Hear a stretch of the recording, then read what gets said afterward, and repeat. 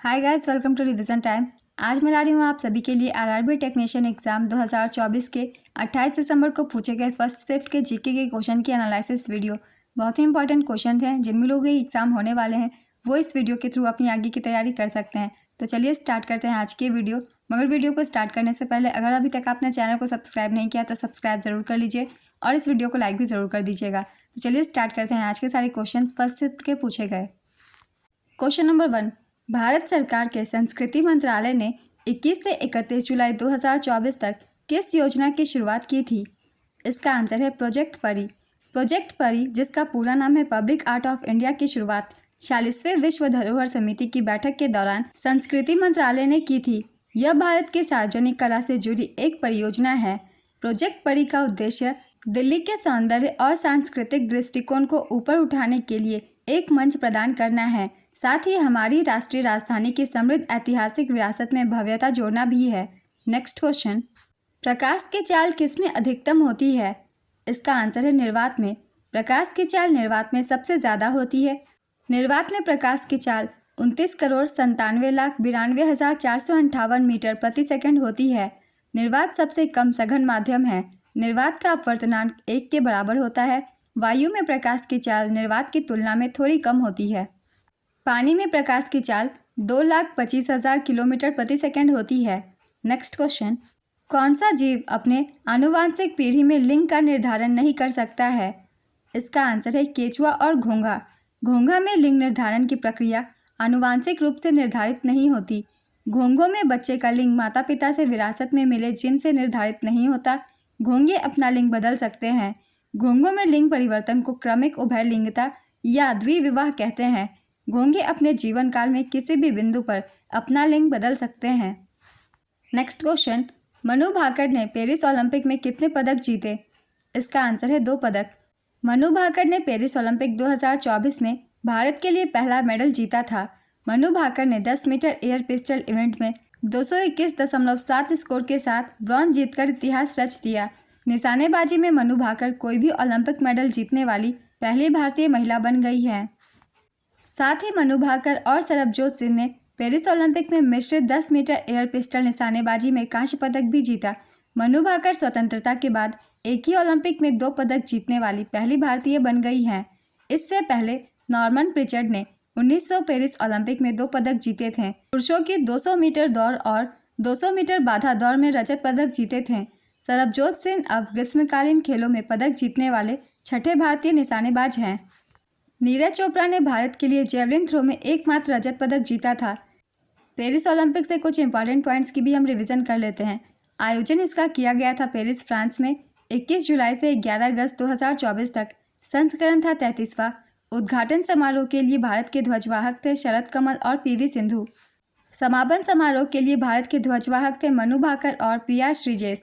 पदक तालिका में भारत का स्थान 71वां था, जिसमें से 6 पदक भारत ने जीते थे, 1 सिल्वर और 5 ब्रोंज। पेरिस पैरालंपिक 2024 में भारत की अवनी लेखरा ने महिलाओं की 10 मीटर एयर राइफल SH-1 प्रतियोगिता में भारत के लिए पहला गोल्ड मेडल जीता है। लगातार 2 पैरालंपिक में गोल्ड जीतने वाली ये पहली भारतीय हैं। अवनी लेखरा से भी क्वेश्चन पूछे जा रहे हैं, इसलिए इसे भी याद रखेंगे। नेक्स्ट क्वेश्चन, वह बिंदु जहां द्रव ठोस में बदल जाती है क्या कहलाता है? इसका आंसर है हिमीकरण, freezing point. Next question, hydrogen परमाणु की त्रिज्या कितनी होती है? इसका आंसर है 53 pm। इसका मानक परमाणु भार 1.008 है। इसकी परमाणु त्रिज्या 53 pm है, जो पिकोमीटर माप के लिए है। नेक्स्ट क्वेश्चन, जब कोई व्यक्ति नाव से किनारे पर कूदता है तो नाव पीछे की ओर हटने लगती है। ये किस नियम का उदाहरण है? इसका आंसर है न्यूटन की गति के तीसरे नियम। न्यूटन की गति का तीसरा नियम यह बताता है कि जब कोई वस्तु किसी दूसरी वस्तु पर बल लगाती है तो दूसरी वस्तु भी पहली वस्तु के उतने ही बल से विपरीत दिशा में बल लगाती है। इस नियम को इस तरह से समझा जा सकता है कि हर क्रिया के लिए समान और विपरीत प्रतिक्रिया होती है। नेक्स्ट क्वेश्चन, प्रधानमंत्री मुद्रा योजना के तहत लोन सीमा अब तक कितनी कर दी गई है? इसका आंसर है 20 लाख। मुद्रा योजना का पूरा नाम है micro units development refinance agency.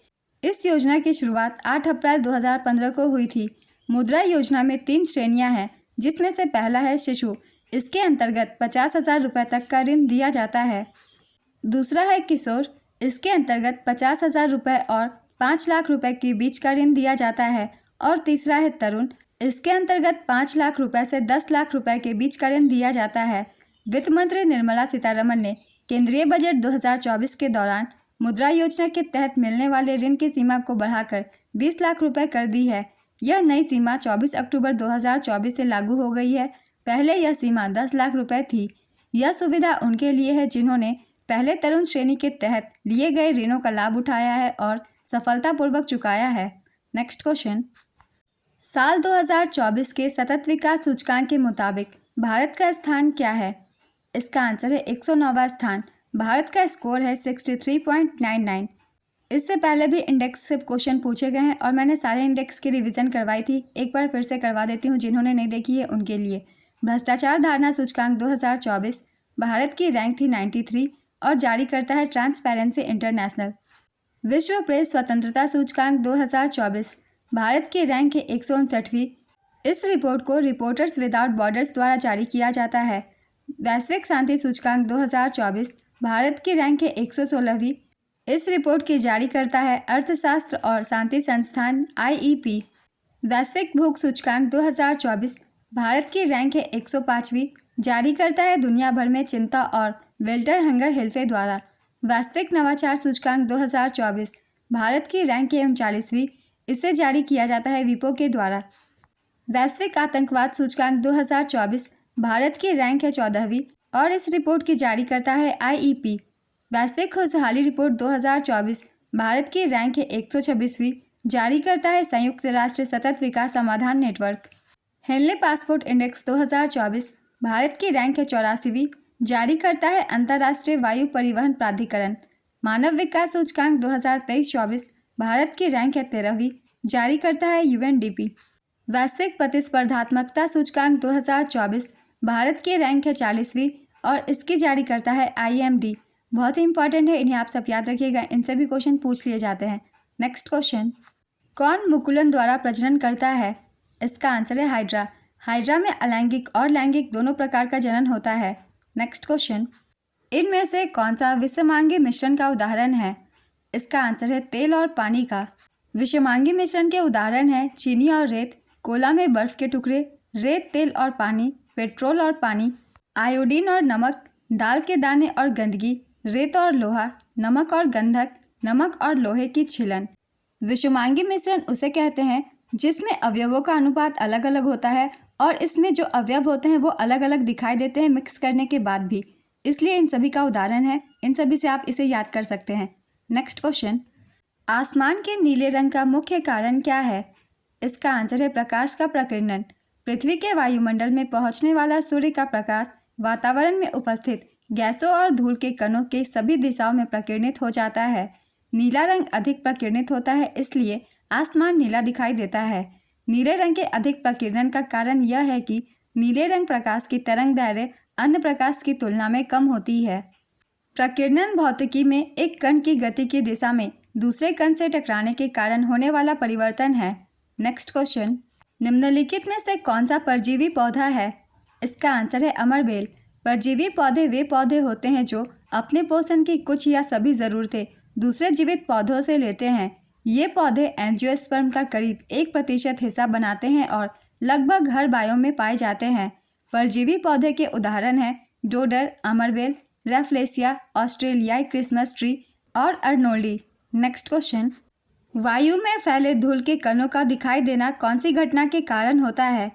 इसका आंसर है टिंडल प्रभाव। मायोपिया या निकट दृष्टि दोष में किस लेंस का प्रयोग किया जाता है? इसका आंसर है अवतल लेंस का। हाइपरमेट्रोपिया या दूरदृष्टि दोष में उत्तल लेंस का इस्तेमाल किया जाता है। नेक्स्ट क्वेश्चन, कौन सा एक कोशिकीय जीव है जो अलग होकर अपनी एक नई संरचना निर्माण करता है? इसका आंसर है खमीर। खमीर एक कोशिकीय जीव है जो मुकुलन के जरिए अलग होकर अपनी एक नई संरचना का निर्माण करता है। एक कोशिकीय जीवों के उदाहरण हैं amoeba, bacteria, protozoa, chlorella, spirulina, paramecium, Euglena, nostoc. Next question, 1 से 30 के बीच कितनी अभाज्य संख्याएं होती है? इसका आंसर है 10। इनमें से कौन सा संक्रमणकारी रोग है? इसका आंसर है हेपेटाइटिस बी। संक्रामक रोग के अन्य उदाहरण हैं hepatitis A, hepatitis B, hepatitis C, छोटी माता, चेचक, हैजा, डेंगू ज्वर, टाइफाइड, इन्फ्लुएंजा। नेक्स्ट क्वेश्चन, प्रथम 10 अभाज्य संख्याओं का औसत क्या होगा? इसका आंसर है 12.9। 9 महीनों के लिए 7% की दर से 700 का ब्याज कितना होगा? इसका आंसर है 36 रुपये 75 पैसे। आज के फर्स्ट शिफ्ट के एनालिसिस वीडियो कंप्लीट होती है। अगर आप सभी को ये वीडियो हेल्पफुल लगे तो इसे लाइक ज़रूर कर दीजिएगा और साथ ही चैनल भी सब्सक्राइब कर लीजिए। इस तरीके के एनालिसिस वीडियो आपको आने वाले एग्जाम्स के लिए भी मिलते रहेंगे। फिर मिलते हैं अगली वीडियो के साथ। आप सभी को आने वाले एग्जाम्स के लिए ऑल द बेस्ट।